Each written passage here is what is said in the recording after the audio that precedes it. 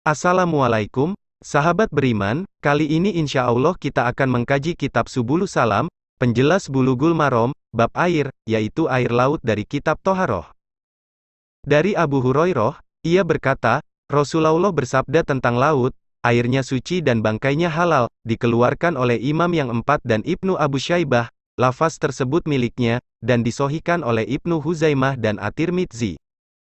Biografi perawi Abu Hurairah adalah Abdurrahman bin Sakhar, menurut pendapat Muhammad bin Ishaq dan Al-Hakim Abu Ahmad.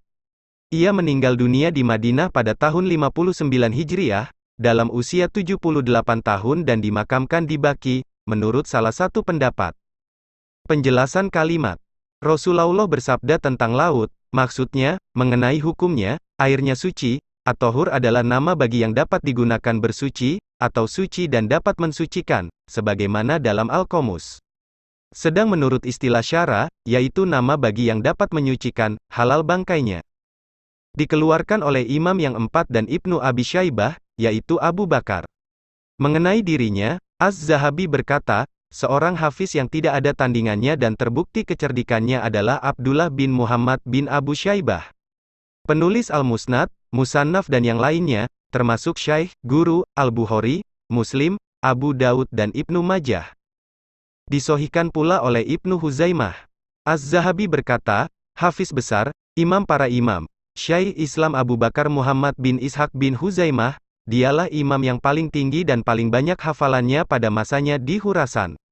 Dan juga disohikan oleh At-Tirmidzi, setelah menyebutkannya ia berkata, hadis ini hasan sohih, dan saya telah menanyakan kepada Muhammad bin Ismail Al-Bukhari tentang hadis ini, maka ia berkata, hadis sohih. Ini ucapan At-Tirmidzi sebagai dalam Mukhtasar As-Sunan, karya Al-Hafiz Al-Munziri. Penulis telah menyebutkan hadis ini dalam At-Talhis dari 9 orang sahabat, tetapi tidak ada satu jalan pun yang dari komentar para ulama, tetapi ulama yang saya dengar telah menetapkan kesohihannya. Dan disohikan oleh Ibnu Abdil Bar, Ibnu Mandah, Ibnul Munzir dan Abu Muhammad Al-Bagawi.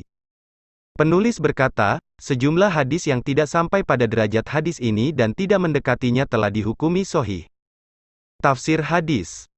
Az-Zarkani berkata dalam Syarh Al-Muwatta, hadis ini adalah salah satu dasar dari pokok-pokok Islam, telah diterima oleh umat, sangat populer di kalangan ulama fikih di semua negeri, pada setiap masa, dan diriwayatkan oleh para imam besar.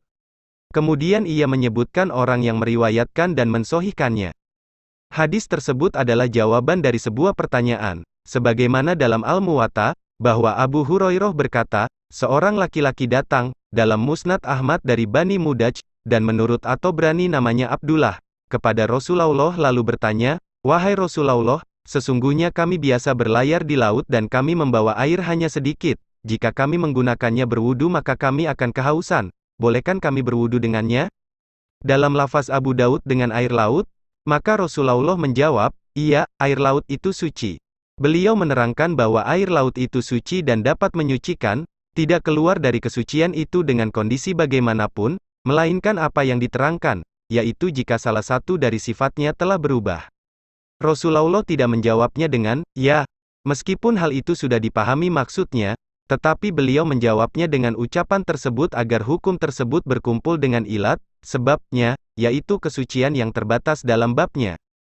Contohnya, ketika melihat air laut berbeda dengan air biasa dengan rasanya yang asin dan baunya yang busuk, ia bimbang kalau air tersebut tidak dimaksudkan oleh firman Allah.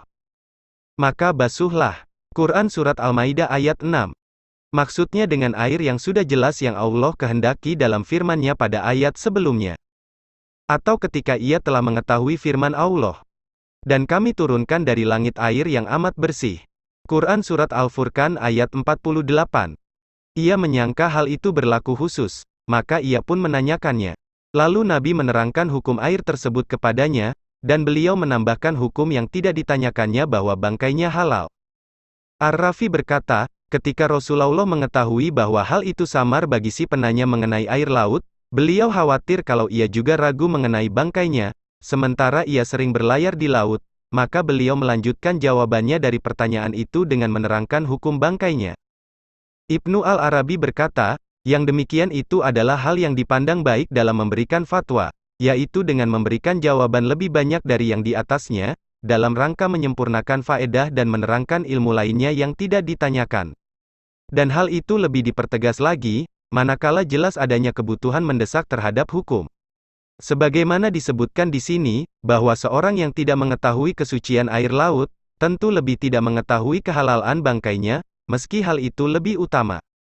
Yang dimaksud dengan bangkai air laut adalah binatang laut yang mati di dalamnya, yakni binatang yang hanya bisa hidup di laut, tidak berarti setiap binatang yang mati di dalamnya secara mutlak.